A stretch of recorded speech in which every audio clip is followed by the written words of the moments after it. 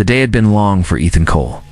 He had worked another shift at the shipyard, lifting, hauling, and repairing freight containers. The orbital docks were always busy and noisy, full of loud machines and the smell of burning fuel. By the time he finished for the evening, his arms ached and his eyes felt heavy. All he wanted was to eat a warm meal with his daughter Lily, before taking her home to rest. The Starport food hall was crowded with workers, merchants, and travelers. Voices blended together like a storm of sound. Plates clattered, mugs struck tables, and the air smelled of cooked meat and fried bread. Ethan guided Lily by the hand, looking for an empty table. She tugged at his sleeve and pointed toward the far corner, where one small table stood without plates. They sat down and ordered simple food. Lily swung her legs back and forth while humming quietly to herself.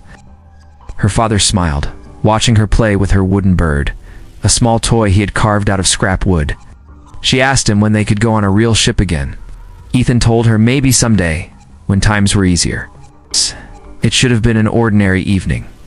But sometimes fate waits until a man is tired and steady before it pulls him into fire.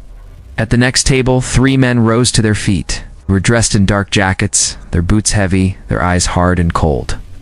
They stepped toward a woman who had just entered the hall. She carried herself with grace, her back straight and her chin lifted, but Ethan saw fear flicker across her face. The men surrounded her, speaking words too soft to hear, but their tone left no doubt. They were not asking, they were commanding. The woman tried to step back, but the men closed the circle. One leaned closer, smirking, his hand brushing the inside of his coat where a weapon was hidden. The crowd of workers fell silent.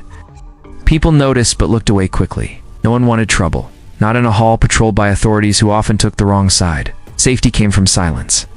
Ethan looked at his daughter. She was busy dipping bread in the stew, unaware of the danger nearby. For a moment he thought of staying quiet like everyone else. He had worked hard to bury his old life. He only wanted to be a father. But then he heard the woman let out a small sound, nothing more than a whisper. It was the sound of someone who knew help would not come. Ethan stood up from his chair. He felt the weight of his wooden bird in his pocket, because Lily had placed it there a few minutes earlier. He placed one hand gently on her shoulder. She looked up at him, puzzled, not understanding why his face had grown so calm and cold. He walked toward the men with slow, steady steps. Each one of them turned their heads and frowned. They had not expected anyone to challenge them. "Wrong table, wrong day, gentlemen," Ethan said, his voice even and firm. The nearest man laughed, but his laugh broke off when Ethan moved. The strike was clean, hard, and fast. The man fell to the floor with a crack. The second tried to draw a blade, but Ethan had already landed his fist.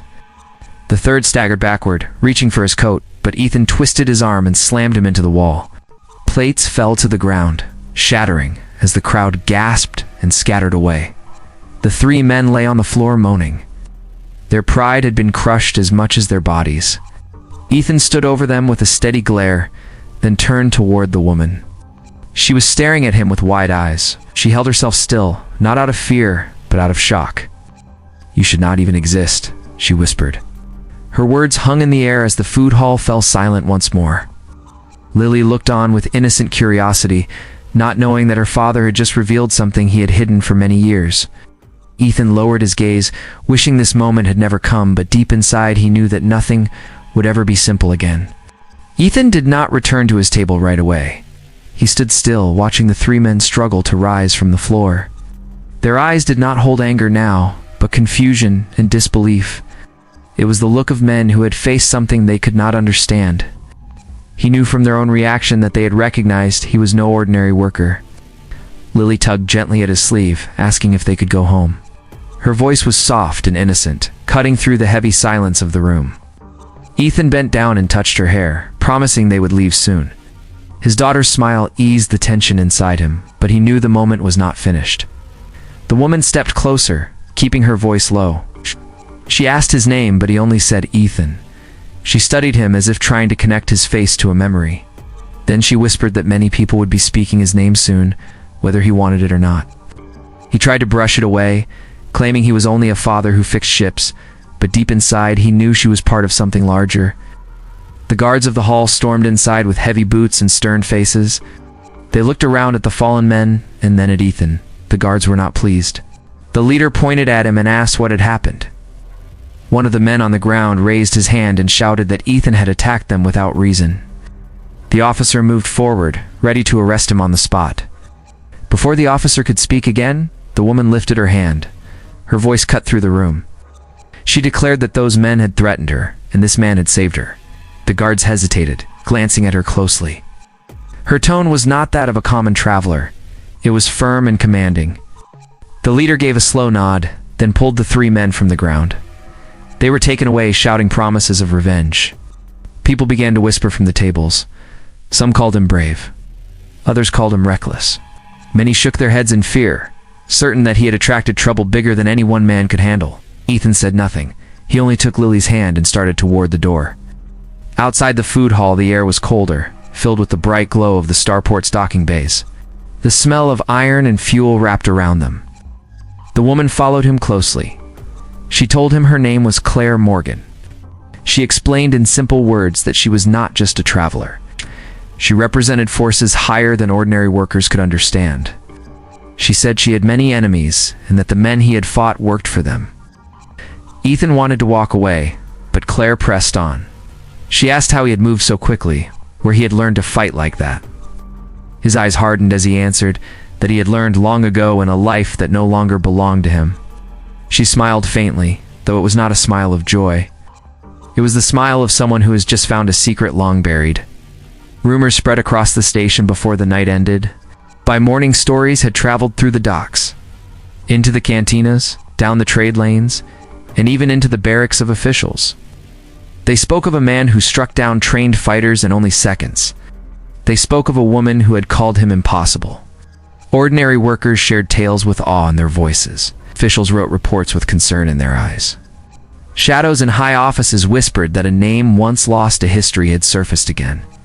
Ethan returned home with Lily by his side. She yawned sleepily, asking if he would tell her a story before bed. He nodded and held her close. He wanted her to feel safe, though he knew better. The moment he had stood up in that hall, the quiet life he had built was gone. He looked at the stars outside his small window and understood that someone, somewhere, was already searching for him. Within the corridors of power, leaders gave new orders. Find the man who should have been gone forever. Find him at any cost. Some wanted to use him. Others wanted him destroyed. None planned to leave him in peace. Ethan slept little that night. His daughter's toy bird rested on the table beside him. His hand touched it as if to remind himself why he had walked away from violence before. But fate was moving again, and no man could stop its hand once it began. The next morning, Ethan woke to the sound of soft knocking at his door. Lily still slept peacefully, wrapped in her blanket with the wooden bird held close to her cheek. Ethan opened the door and found Claire Morgan standing outside. She wore clean clothes with a crest embroidered on the shoulder, and her eyes were restless. She said they could not stay there. The men from the food hall had powerful masters who would not forgive what had happened. She insisted they needed to leave the district before soldiers arrived. Ethan wanted to refuse. All his life since walking away from war, he had wanted quiet days and nights with his daughter. But he could sense the truth in her voice. Trouble followed her, and trouble had already found him. Ethan woke Lily, dressed her warmly, carried her in his arms, while Claire led them through side streets of the station. The markets were alive with workers shouting prices and loading carts, but Ethan noticed eyes turning toward him. The story had spread everywhere. Claire guided him into a guarded building lit with golden lamps. Inside stood men and women in uniforms of fine cloth. They bowed their heads when they saw her. Ethan realized then that she was no merchant or minor emissary. This was someone very close to the throne. How Claire confirmed his thought when she explained that the Queen herself had sent summons after hearing what had happened. The Queen wanted to meet him face to face. Ethan's hand tightened on Lily's shoulder. He told Claire he wanted no part of crowns or courts. But before he could argue further, the doors opened and a tall figure entered the hall. It was the Queen, dressed not in jewels, but in plain garments marked only by the royal crest. She walked forward slowly, her presence calm yet unshakable. She looked at Ethan for a long moment. Her voice was steady when she spoke. She told him that she remembered him from long ago. She said she had believed he was dead, but she had never fully erased him from memory. She called him by a title that had not been spoken in public for years, a title whispered in hushed voices among old soldiers. He had once been commander of the Ghost Division, a special unit trained in secret to fight battles others could not. Gasps filled the room as officers exchanged looks of disbelief. Many had thought the Ghost Division only a legend. Yet here he stood, holding a little girl by the hand. Ethan's face darkened with anger. He said the ghosts had died long ago, and that he had buried that name forever. He only wanted to raise his daughter far from war. But the Queen shook her head gently and said, history had a way of finding those who tried to hide. Lily watched in silence, holding her wooden bird, not fully understanding the weight of the words around her. To her, her father was just her father. She did not know the blood that once stained his hands, or the battles that had made him more weapon than man. While Ethan spoke with the Queen, beyond the palace walls, the city grew restless. Word of his identity spread like fire across the station and beyond. Old enemies of the throne smiled when they heard. If the Ghost Commander had truly returned, then the Queen's rule could be shaken one way or another. Some wanted to capture him to bend his loyalty. Others wished to kill him before he could stand at the Queen's side again. Claire begged Ethan to stay under the Queen's guard. She told him the warlords across the system would not hesitate to strike once they learned he lived. Ethan gritted his teeth, staring at the gathering crowd of ministers who watched him with awe and fear.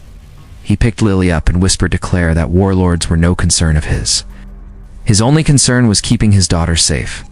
The Queen stepped closer. Words were not a command but almost a plea. She said she did not wish to pull him back into battles, but she warned him that soon he would have no choice. The warlords were already rising to challenge her, and the people would look to him, whether he agreed or not. Ethan stood still, his jaw locked tight. He understood that the life he had built was beginning to crumble. He had worked for years to stay hidden, to live as a simple father. But his name was out once more, and names carry weight heavier than chains. He kissed the top of Lily's head, as if making a promise to her. He swore in silence that no crown, no war, and no throne would ever take him away from her again. News of Ethan's return spread across the system faster than fire crossing dry fields. The Queen's court whispered night and day, and in faraway stations, the warlords sharpened their blades. Each one of them saw a chance. Some believed the Ghost Commander could be used as a weapon to frighten the Queen. Others feared him and wanted him destroyed before he could fight again. Their fleets began to gather in secret, and their spies moved like shadows in crowded markets. Ethan tried to return to the quiet life he wanted. He took Lily home, cooked her meals, and listened to her laugh as she played with her toy bird. But soldiers patrolled near their door now, and strangers watched from alleys as if waiting for a signal. He knew eyes were on him at all times. He knew war was coming closer. One evening Claire arrived again, her expression dark with worry. She explained that the warlords had formed a council of their own. They were planning attacks on small colonies to weaken the Queen and break her influence. She begged Ethan to help, telling him thousands of families would suffer. Ethan stood tall and shook his head. He said he owed the Queen nothing. He wanted safety only for Lily. Claire answered calmly that if the Queen fell, not even his daughter would be safe. That night the first attack came. A ring of fire crossed the horizon of the city where Ethan lived. The warlords had launched a sudden strike, burning through the shields of the outer districts. Streets shook as metal crashed and towers fell. Sirens screamed. Crowds ran through the dark, and soldiers fought in the sky, but were pushed backward by the larger fleet that hovered outside. Ethan gathered Lily and held her close. She cried as the ground rumbled. He promised her he would keep her safe. Then he saw Claire outside his window, fighting against armored soldiers who had struck down the guards of the Queen. Without a word, Ethan placed Lily in hiding behind reinforced walls and walked out into the fire. His movements were silent but fierce, picked up weapons left by fallen men, and used them with skill far beyond the young soldiers around him.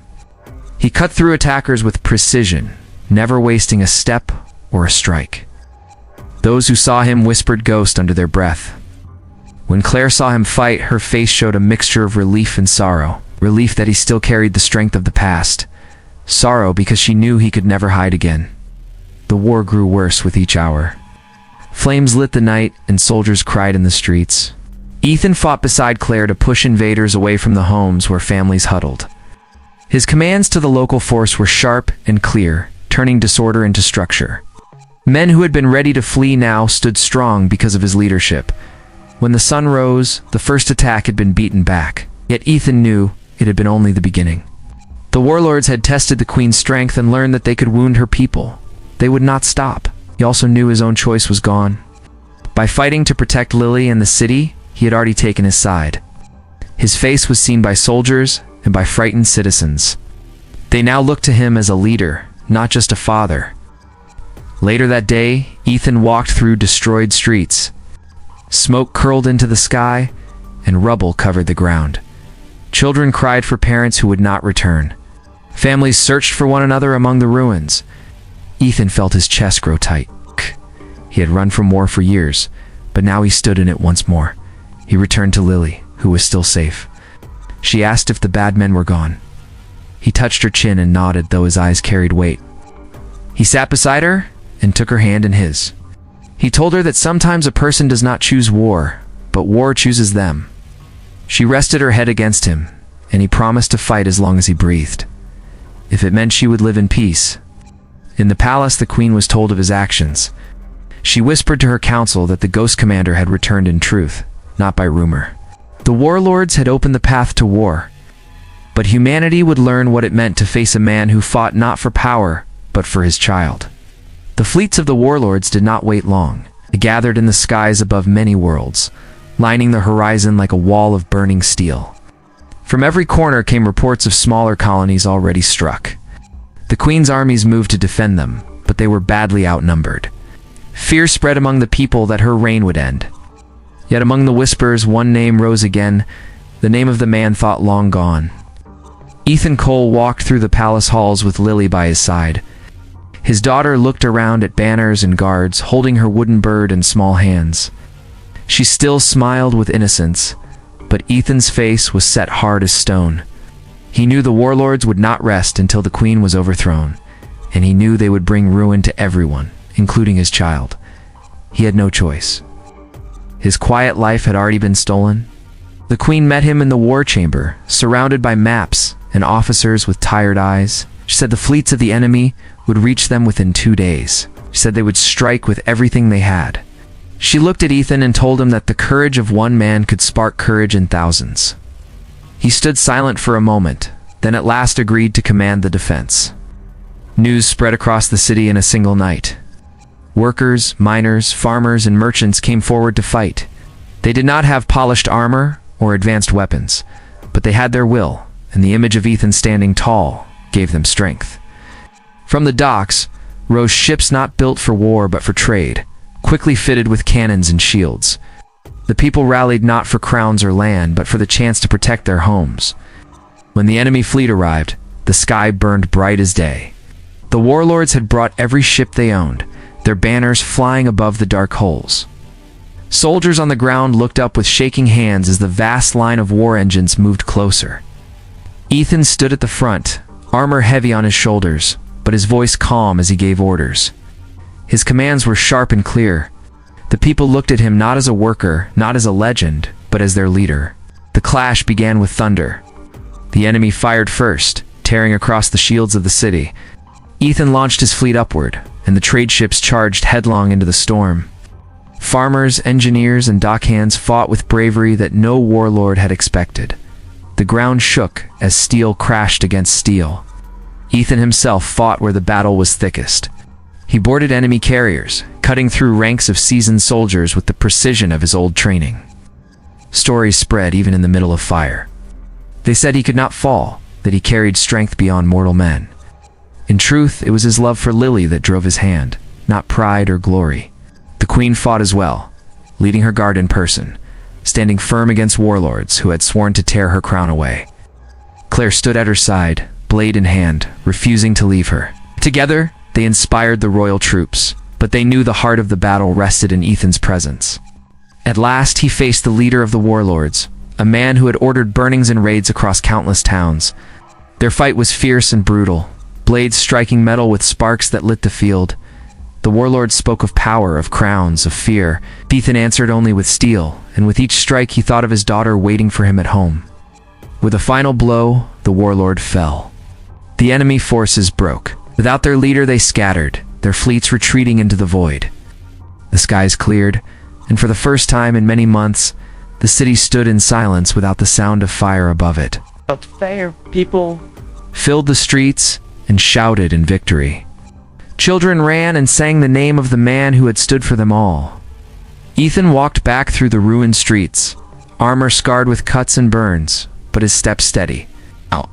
In the safe house, Lily waited. She ran to him, her small wooden bird pressed to her chest, and hugged him tightly. He lifted her into his arms and closed his eyes. She whispered that she knew he would come back, and he only kissed her hair in answer. The queen declared the warlords defeated and the people free. When she turned to honor Ethan with titles and rewards, he refused with gentle words. He told her he had fought only to protect his child and to give her a life in peace. The queen bowed her head with respect, for she understood that kind of love. Across the system, the story spread far and wide. They spoke of the single father who sat at the wrong table one night and ended up saving an empire. They said his strength came not from crowns or armies, but from the simple promise of a father to his daughter. And in the end, that promise became the shield of humanity.